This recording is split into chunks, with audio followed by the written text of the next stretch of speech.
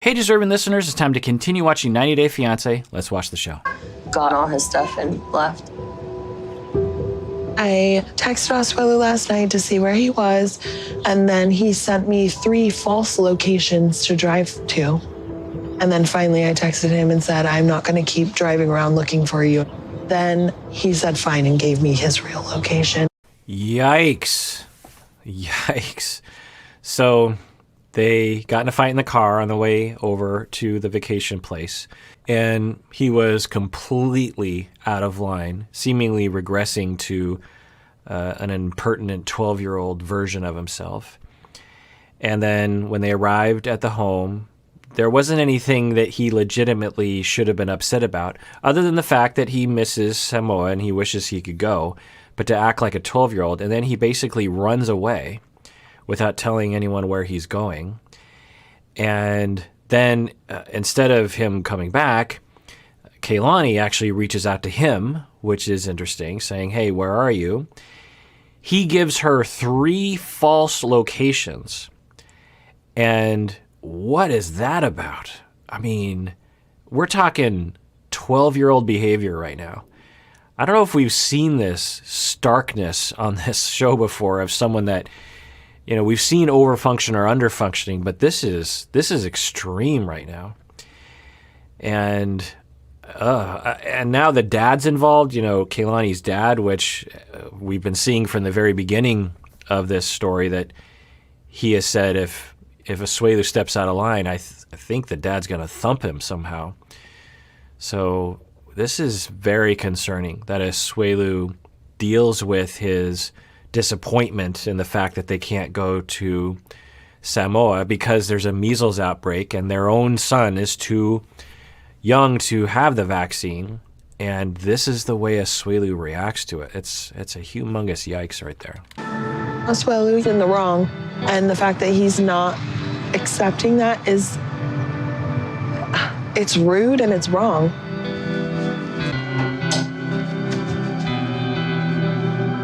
Maybe can you take a break from your video game? No. So, yeah, again, 12-year-old mentality. So she goes in there, which is not her responsibility. It's his responsibility to come out. It's his own son's birthday party, and he's in there playing a video game. And she goes in there and says, hey, can you put your video game down for a second? He says, no. That's not a husband. That is a child. And what's going on? Now, as you know, people don't act this way because they want to. They don't act like 12-year-olds because they want to. They act like 12-year-olds because of abuse. They act like 12-year-olds because they're having a meltdown due to traumas that they've been through. They act like 12-year-olds because they've been relationally traumatized and they can't handle their emotions in the moment. So there's something going on there, but we have no idea what his history is like, and so there's nothing even to grab onto to speculate. He did say that maybe his dad wasn't so great. Maybe he was implying that, but that's all we have to go off of. So something's going on here, and he has issues. Now, is it a cognitive issue?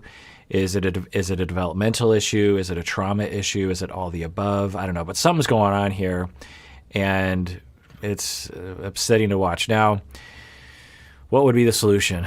Well, obviously, couples therapy would be one way to get at what's going on for him. I've treated clients like him before, and it's hard. It's not easy. Given the extreme nature of his regression, he's probably always going to have that tendency. But there's a way to get through it. You know, he, I assume, wants to be a grown person and act like a grown person. But there's also a chance that he's not really in the relationship very much anymore, and he's just trying to push Kalani away by acting like a 12-year-old. By embodying a 12-year-old, he is trying to push her away or something. I don't know. This is very concerning, and I'm really worried about this family. I don't really know Asuelu enough. I only know from, my friend's version, but there's always 2 sides to every story. Wait, why you came in? It's his birthday party and everybody's outside waiting. You can come whatever I want. I'm telling you should come. Yeah, wow. So I didn't show all the clips, but it's his own son's birthday party. All the family is there, extended family, friends, kids are there, celebration is happening, and he doesn't come out. And Kalani goes into the room and says, "Hey, why don't you come out?" He says, "No, I don't want to," in the way a 12-year-old would say it. And it's really just surprising. I didn't see this coming. In the previous episodes that I was reacting to, I'm sure you all knew this was happening because maybe a lot of you have seen ahead and you might have been going, "Kirk, wait until you see what's coming." This is extremely concerning behavior. I can't imagine what it must be like to be Kalani in this situation. It must just be, because it's one thing to see your husband as a little bit on the immature side or a little bit on the side of things where he's not that much into parenting. Maybe it's a cultural thing. Maybe it's a man thing. Maybe he's just adjusting. But to see this has got to, because it also puts into sharp focus a lot of things we've seen thus far. Putting the baby on the back and not really listening to other people like, "No, everything's fine. Don't, I'm okay," the way a 12-year-old would say it. Again, I'm saying 12 and not younger because, and maybe 12-year-olds, maybe it's not fair to 12-year-olds, maybe I should say 13.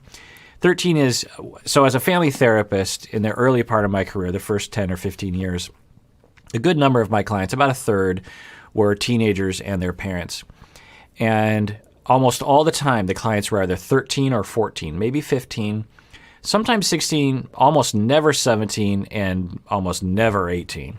So the bell curve was 12, 13, 14. And usually it was 14 by the time things got so bad that they came in to my office. But certainly it began when they were 13, sometimes 12, and then the beginnings of the difficulty. And what we see in those difficult years for a lot of teenagers is they start to really assert their power. They're like, "No, I'm not going to do that. You can't make me." And they are very headstrong. They're having a lot of changes in their body, a lot of changes in their emotions, a lot of changes in their brains, a lot of changes in what's expected of them, a lot of changes in their societal expectations. And it's a lot of pressure. It's a very, very difficult time. And you're going to see a lot of different moodiness. Kids that age often are suddenly extremely aware of how they fit in socially and how they don't measure up. And they'll have extremely low self-esteem. You'll see an 11-year-old who seems to just go to school and, there's a little bit of self-esteem issues on average. But, nothing to be concerned about. And then you fast forward a couple years and they're 13 and they're just terrified to go to school because they're worried about not looking right. Their hair isn't right. They don't have the right shoes. They don't say the right things and they don't have the right whatever. And it's just an extreme self-consciousness that can sometimes set in at that age. And so there's a lot of reasons why this happens. The impending doom of adulthood is sometimes very heavy on a 13-year-old's shoulders. And so you'll see kids will start acting out more, they start pushing back more. And if they've been traumatized, then it's compounded with that, obviously. And so the reason why I'm saying 12, 13 is because the way he's pushing back is the way a 13-year-old would push back. It's very common for a 13-year-old who is depressed and upset and having a tough emotional time to just cocoon in their room and play video games and say, "Leave me alone, go away." 7-year-olds, 10-year-olds tend not to react that way. They tend to say, "Okay, fine," they go with you, but then they act out in more childish ways in your presence. 13-year-olds through 16, when they're upset, they want to isolate, they want to get away, and they consider parents to just be ridiculous. And he's treating Kalani as if she's a parent, as she's, "Mommy, I'm playing my video game, leave me alone. Just go out there and have your stupid birthday party." And we have to remind ourselves this is his son's birthday party. His son, now, I'm guessing he didn't wake up in the morning saying, "I'm going to be a jerk face and I'm going to be a bad parent." So where does this come from? We just don't have any idea, but it comes from somewhere. Joke again. I'm just frustrated. I don't care. So what, we're just gonna go outside and wait to see if you come out? Can you answer me? Okay.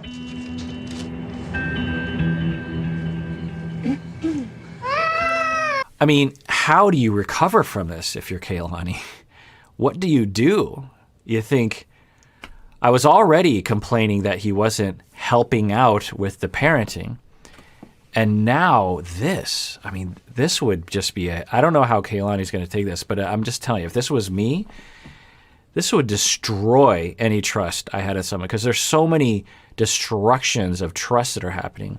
Not only are you not treating me like you're my partner, not only are you not treating me like I'm a human being, not only are you not treating me like we're connected, but you're treating my son, our son, poorly. And you're embarrassing me in front of all of these people, in front of my family, in front of the world on this television show. And you're just sitting there acting like this impertinent 13-year-old and playing a video game. I mean, this can't look any worse. I already thought of you as a child to begin with, and now this. I mean, I just can't imagine the position that she's in. I also cannot imagine how in the world Asuelu could even recover from this. What amount of apologizing could make up for this? He would have to say something extremely mature, like, hey, everyone, I lost it. I'm sorry. I have traumas. I don't know what was happening. It's all my fault. It's no one else's fault. You know, father-in-law of mine, go ahead and take a swing at my face. I deserve it.